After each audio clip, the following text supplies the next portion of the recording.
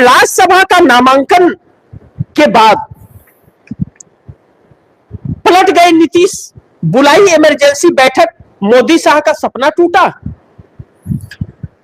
नीतीश कुमार ने बिहार में फिर एक बार पलटने का खेल शुरू कर दिया।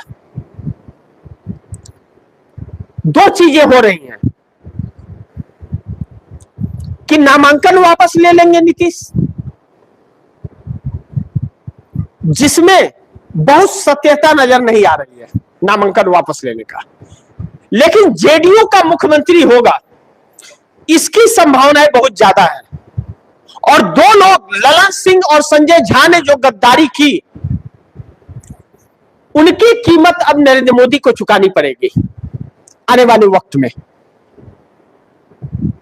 क्योंकि ललन सिंह और संजय झा के खिलाफ में जेडीयू के ही विधायक और कार्यकर्ता हो गए हैं। अब नीतीश कुमार किसे सीएम बनाएंगे या नीतीश कुमार ही सीएम रहेंगे, यह वक्त बताएगा। अब इस पर चर्चा होने लगी है, बैठक तेज चल रही है। लेकिन इस बीच एक जो खबर आई वह बड़ी चौंकाने वाली थी कि भारतीय जनता पार्टी ने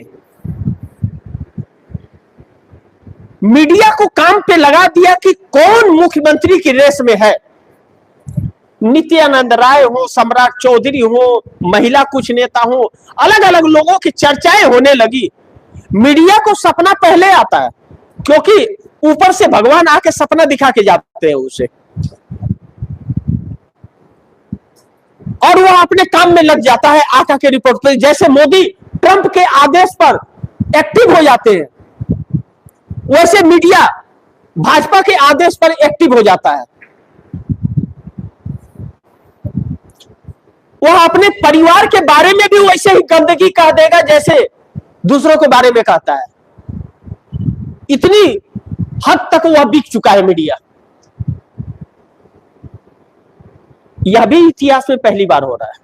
नरेंद्र मोदी ने जो दांव खेला था बिहार के अंदर, अब नीतीश कुमार ने इस इमरजेंसी बैठक बुला करके मोदी शाह का सपना कहीं ना कहीं तोड़ते नजर आ रहे हैं। नीतीश को पलटू राम और पलटू चाचा तो कहा जा रहा था, अब तो वो उलट गए हैं। उलटते हुए इसलिए नजर आ रहे हैं क्योंकि विधायक और सांसद उनके खिलाफ हो गए हैं। भाजपा तो बाद में तोड़ेगी, अपने पहले टूट जाएंगे। तो ऐसे में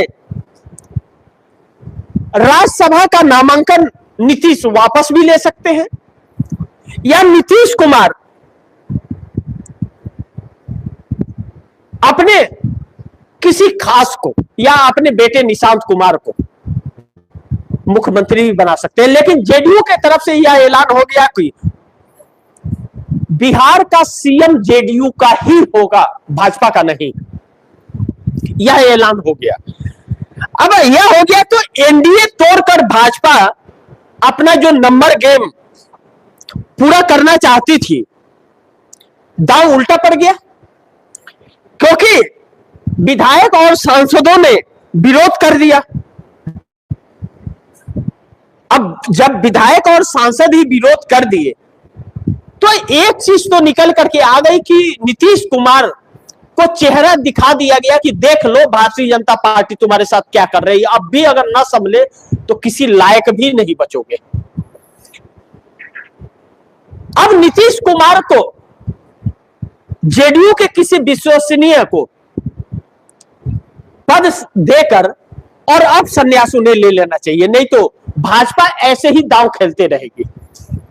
लेकिन अब उसी बैठक में, इमरजेंसी बैठक के अंदर कहा जा रहा है कि यह भी चल रहा है कि गठबंधन छोड़ देने का, और इसी के तहत चंद्रबाबू नायडू ने अपने विश्वसनीय सूत्र को, दूत को कांग्रेस के मुख्यमंत्री तेलंगाना के रेवंत रेड्डी से मिलने भेजा है।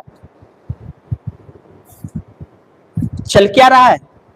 कहीं अब इंडिया गठबंधन अविश्वास प्रस्ताव लाने के लिए एक तो नहीं हो गया, और अगर इंडिया गठबंधन अविश्वास प्रस्ताव लाने के लिए एक हो गया और चंद्रबाबू नायडू ने अपने दूत को भेजा है और नीतीश की इमरजेंसी बैठक चल रही है, तो फिर भारतीय जनता पार्टी के लिए यह शुभ संकेत तो नहीं हो सकता।